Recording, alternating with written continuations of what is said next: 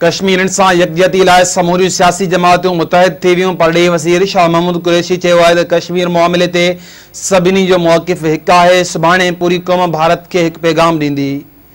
परॾेही वज़ारत में परॾेही वज़ीर शाह महमूद कुरैशी जी सदारत हेठि समूरनि पार्टियुनि जो इजलास थियो आहे, जंहिंमें समूरनि अॻवाननि कश्मीर मामले ते हिकु मौक़िफ़ अख़्तियार करण ते इतफ़ाक़ कयो आहे।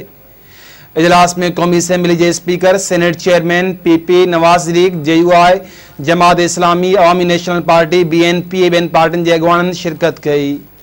परॾेही वज़ीर शाह महमूद कुरैशी चयो आहे त कश्मीर मामले ते सभिनी जो मौक़िफ़ हिकु आहे। सुभाणे पूरी क़ौम भारत खे हिकु पैगाम ॾींदी।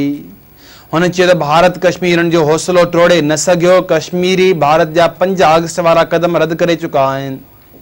शाह महमूद कुरैशी चयो त कश्मीर बाबति पाकिस्तान जो मौक़िफ़ तब्दील नाहे थियो। असांजी मंज़िल श्रीनगर आहे। परॾेही वज़ीर चयो त ज़ुल्म ऐं ॾाढ वारी भारतीय एजेंडा नाकाम थी चुकी आहे। मज़लूम कश्मीरनि जी आवाज़ खे दुनिया जे हर फोरम ते उथारियो वेंदो।